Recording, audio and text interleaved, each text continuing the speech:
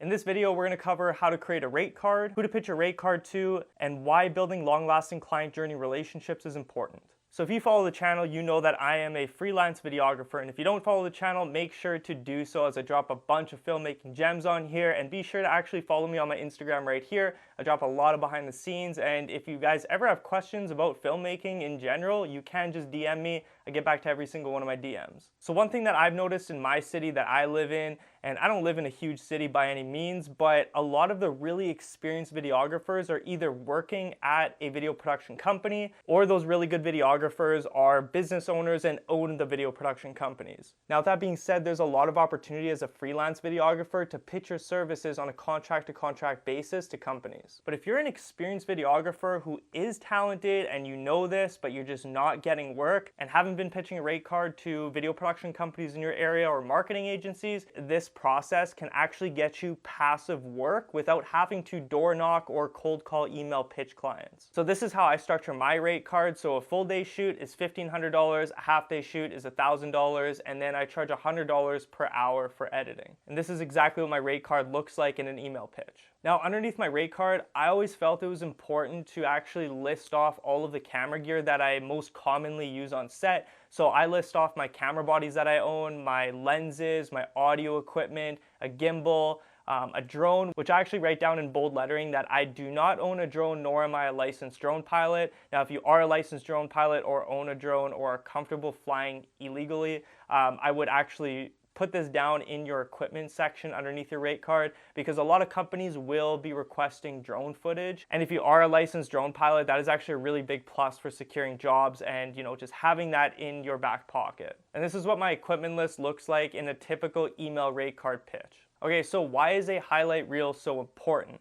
And truth be told, a lot of agencies or video production companies who are, looking at your rate card will actually request to see a highlight reel of your work. Now, if you mainly just shoot music videos or like super creative work, it's probably not going to fly with a corporate ad agency. They're going to want to see more of your corporate work that you've done, whether it's real estate, wedding, talking head interview stuff, simple B-roll type clips of businesses or brand story videos. Now, if you want to check out an example of my highlight reel that I pitch to clients, I'll leave it in the first link that you see in the description down below. You will notice if you watch my highlight reel that there's literally like one music video clip in there. Other than that, it's mostly a lot of the corporate work that I've done in the past, and I feel that it's just more relatable to video production companies who aren't just niching down to music videos or just fitness videos. I do include one or two of those clips in there, but I do try to make it like 80% corporate, 20% creative, and just picking the best of the best shots that I've ever taken. Now, I actually always do my research before I pitch my rate card to a video production company. I go and see kind of what types of videos they actually shoot, whether I check out their Instagram page or their website and check out their work. If they're posting a lot of like super corporate interview stuff, then I will actually also link underneath of my highlight reel my latest and best corporate interview video that I've shot, and your video work just looks more relatable to the type of content that this video production company or said marketing agency actually films. Now, the types of companies that you can pitch your rate card to would be video production companies, ad agencies, and marketing agencies. Straight up, like the last 6 months that I've been freelancing video, I would say about half of the video work that comes to the door for me is literally passively from marketing agencies, ad agencies, and video production companies messaging me and contracting me out on a contract-to-contract basis to shoot videos for them. And this is awesome because I'm getting paid what I'm worth. It's just that these companies are maybe just too booked up, and maybe they don't have the capacity to take on all this work,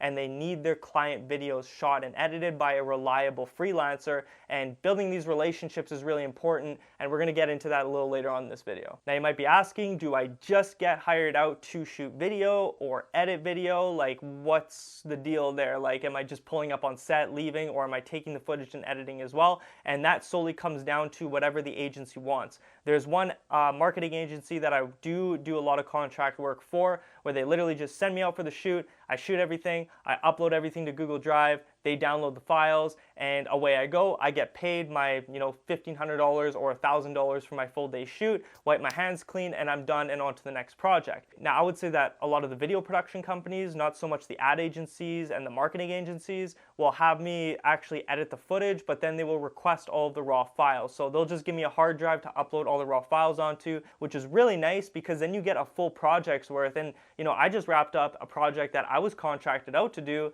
and it was like a $3,500 project because I went out, I shot for 2 days, so I charged, 2 half-day shoots, and then I also charged about 10 hours of editing. So it was over $3,000 of work, and I didn't have to source that client because the video production company or marketing agency came to me because they were already at capacity for their videographers that they have on their team. Now, to find these companies to pitch your rate card to, simply go onto Google, type in your local area, and then type in marketing agencies, ad agencies, and video production companies. Then you just simply go onto their website, look for inquiry email, and shoot them an email with your rate card and just pitch your work to them. And if you made it this far into the video, I'm going to tell you a secret tip that not very many people talk about in terms of video production, finding more video production work.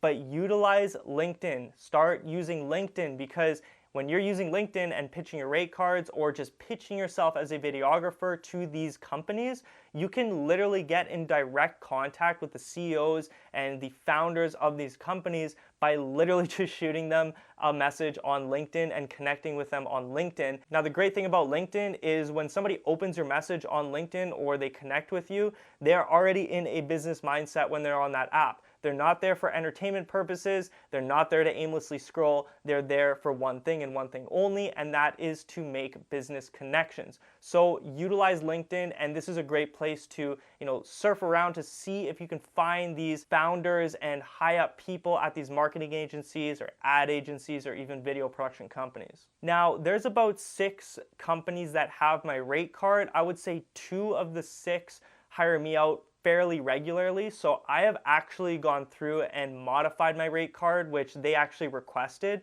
just because they hire me out so often to do editing work as well as on-set shooting. This just allows them to have me on set more often, especially when they really need the help. Now, you guys can rip me about this in the comment section all day long. I really don't care, because this is all about building relationships with some of these companies who are eventually, over a long period of time, paying you a lot of money throughout a year or 2 years. So instead of $1,500 for a full day shoot, I'm charging $1,000 for a full day shoot. Instead of $1,000 for a half day shoot, I'm charging maybe $650 to $700 for a half day shoot. Or maybe, my editing rate has been deducted from $100 to something like $60. And you might be saying, like, man, you're taking upwards of like a 30% hit on all of your rates. Like, are you stupid for doing that? You're not getting paid what you're worth. But at the end of the day, I'm okay with compensating with a 30% less pay if these people are hiring me out upwards of like 4 or 5 times per month to shoot video and edit video for their companies. If you think of it this way, let's say your full day shoot rate is $1,000, right? And you get hired maybe 6 times throughout a year from one video production company who's subcontracting you out. But what if you modified your rate card to $750 for a full day shoot rate, and now this company is more inclined to actually bring you out to more shoots? So what if they bring you out to 15 shoots opposed to 6, because they can now more so like afford to have you on more shoots?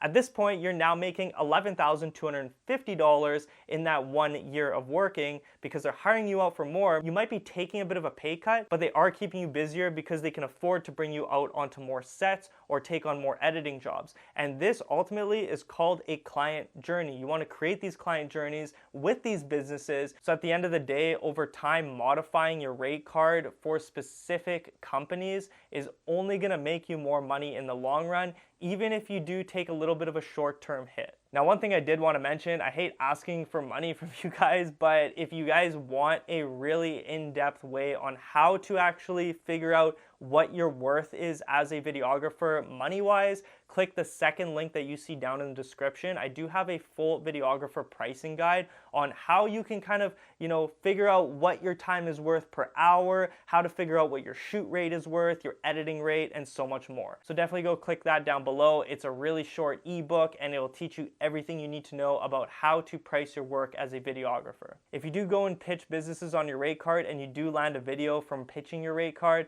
come back to this video please, or DM me on Instagram. Let me know in the comments if you actually ended up landing a job. I've had nothing but great success doing this. I made a lot of money by literally pitching my rate card. And the best part about this, guys, is you literally don't have to go door knocking like I mentioned earlier on the video. You don't have to cold call email, because the video production companies, the ad agencies, the marketing agencies will do the hard part for you. You just need to show up and do good work. So thanks everybody for watching. Catch you guys in the next video.